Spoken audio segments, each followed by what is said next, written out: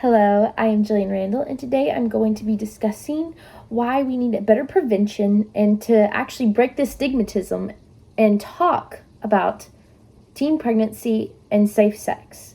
So I'm going to start with this statistic, and it says that from 2015 to 2019, there were 121 million pregnancies annually, corresponding to the global rate of 64 per 1,000 women aged between 15 and 49 of unwanted pregnancies. Now, I know that this is a tricky topic and it's a hard thing to discuss, but half these could have been prevented had people only been educated about the resources and the things that they have right in front of them. We need to talk about this. We need to let our young kids know around us what it is, how to prevent it, how to help it, and with responsibility and with great power comes great responsibility, as Spider-Man would say. So, what are birth controls? Well, there are many different types of birth controls. So your first one is you have pills, you have condoms, there's an IUD, birth control shot, female condom, a patch, and the list just goes on and on and on. Now, within this, there are some that are more effective than other. You're going to have issues with some of these. Like, for instance, some of them, like a male and a female condom, if that is your solely reliable source, it shouldn't be, because they can break, they can leak, something can happen. They are not the most reliable, but if that's all you have, by all means. But birth control and IUD are typically the most effective. So we need to also understand and better educate our students what's the difference between birth control pills and shots and LARCs is what they're called, LARC. LARCs are long-acting reversible contraceptives, meaning birth controls that last over a year and are more effective. So, for instance, a LARC would be an IUD. And an IUD is something that if you want to get or want to see more information on, I refer you to talk to a gynecologist or do some research about them. But they are longer lasting and they're more effective. You don't have to worry about it. You don't have to worry about taking a pill or a shot or whatever. I'm speaking on the female side. Or if you know a female, you can update them on this. Also, many times you'll get people that say, oh, I can't afford birth control or whatever it is. And that's not true, because most insurance will cover your birth control. Also, if not, you should talk to your provider. I know Sooner Care covers birth control. So if you have any government insurance as well, they will cover it. But if you don't, talk to your provider. And birth control typically without insurance only costs $5. But a lot of times you will have local organizations and things that will put forth and donate money, so that way our teens are using safe sex.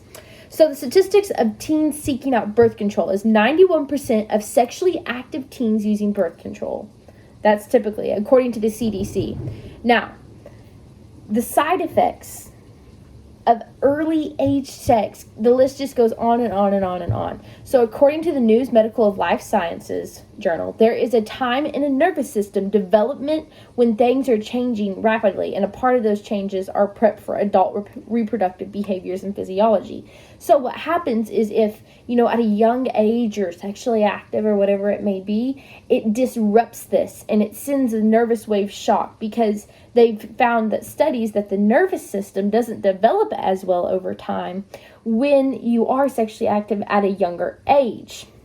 According to the CDC, also, only 50% of teen moms receive their high school diploma by the age of 22, and 90% of teen moms do not graduate high school.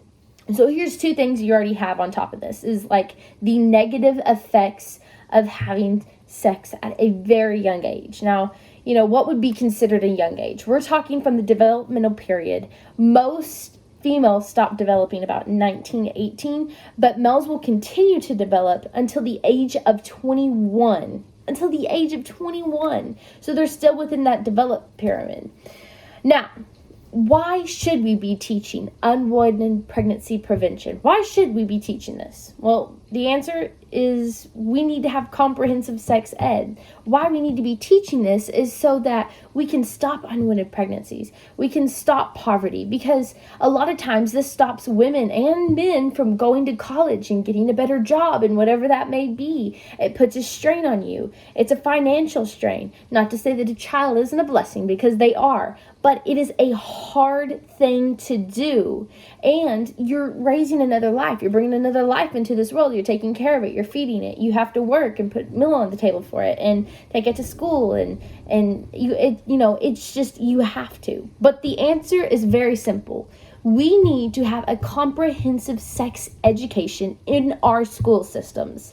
According to scholars.org, it teaches us that sexuality, what a comprehensive sex ed does, is it teaches us that sexuality is normal. It's a healthy part of our lives. The curriculum teaches abstinence, but it gives in all the information of contraceptives, what about them, what interacts with them, what's the best options. So it promotes abstinence, but it still gives you the information and bringing you awareness of sexually transmitted diseases. Well, actually, they're called STIs now, sexually transmitted infections.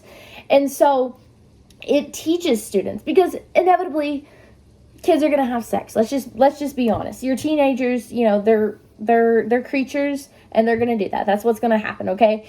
So we need to be teaching them, and we need to break the stigmatism around it. There's a huge stigmatism around it, but it is a natural part of what is happening and what is normal in lives, and especially in our society today, and I think there needs to be brought awareness. And I think that this would help a lot of young children today if we were to bring awareness about, sometimes there's facts like, antibiotics will interact with birth control and then it cancels it out. How many women know that? Not very many. So I think, and I believe that we need to push for more comprehensive sex education within our schools and more talked about among doctors. When we go to the doctor, we should not just be asked, are you having sex, but do you know how to have safe sex? Because regardless of not, at one point you will. I mean, maybe, I don't know. So anyways, I hope you all enjoyed this speech today, and I hope you take something from it, and I hope you look into safe sex and look into anything and everything about it.